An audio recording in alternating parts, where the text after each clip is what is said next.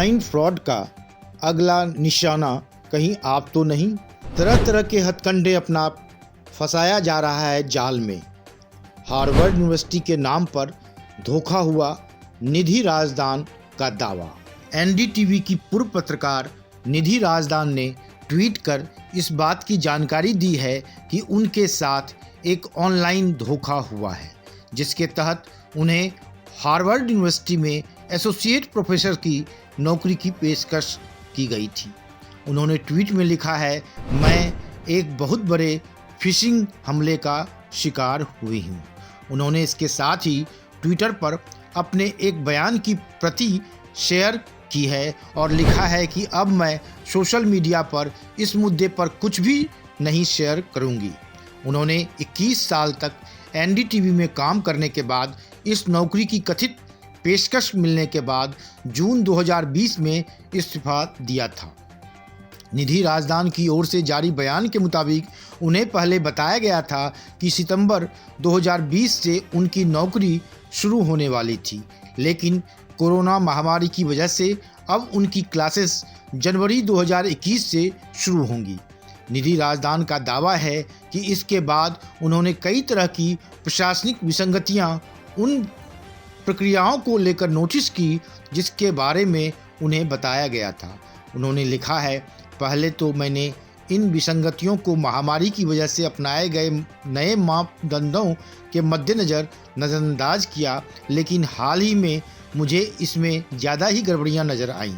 इसके बाद मैंने हार्वर्ड यूनिवर्सिटी के वरिष्ठ अधिकारियों से इस बाबत संपर्क साधा। उनके कहने पर मैंने उनसे उन सभी जानकारियां को शेयर किया जो मुझे लगता था कि यूनिवर्सिटी की ओर से भेजी गई है। उन्होंने लिखा है, यूनिवर्सिटी की ओर से मिली जानकारी के आधार पर मुझे यह पता चला कि मैं एक सुव्यवस्थित तरीके से किए गए फिशिंग हमले की शिकार हुई हूँ।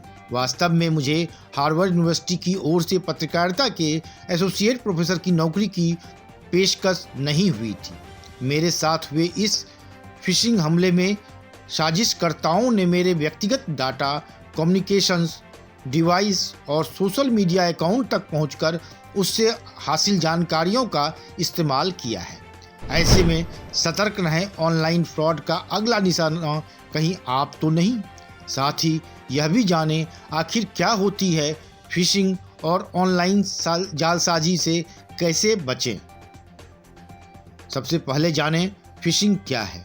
फिशिंग इंटरनेट पर धोखाधड़ी का वो तरीका है जिसमें कोई अपराधी ईमेल के जरिए यूजर्स को झांसा देकर उनके पासवर्ड, क्रेडिट कार्ड डिटेल जैसी निजी जानकारियां हासिल करने की कोशिश करते हैं। गूगल ने पिछले साल अप्रैल में बताया था कि कोरोना वायरस महामारी के कारण दुनिया भर में फिशिंग अटैक्स की बाढ़ आ गई है। जालसाज जीमेल यूजर्स को कई तरह के ईमेल भेज रहे हैं। साथ ही साइबर अपराधी इन दिनों सरकारी संस्थाओं के नाम पर भी फायदा उठाने की कोशिश कर रहे हैं। हालांकि गूगल का दावा है कि उसकी आर्टिफिशियल इंटेलिजेंस मशीनें इस तरह के 99.9% ईमेल्स को ब्लॉक करने में सक्षम है।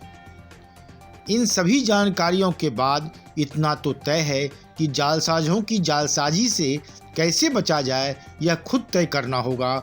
जालसाज तरह तरह के हथकंडे अपनाकर आपको भ्रमित कर सकते हैं, लेकिन यह सब कुछ आप पर निर्भर करता है कि आप भ्रमित होते हैं या नहीं। भ्रमित नहीं होने का संकल्प लेना होगा और किसी भी सूचना को परखने के बाद ही उस पर विश्वास करना होगा। तभी इस तरह की जालसाजी से छुटकारा पाया जा सकता है।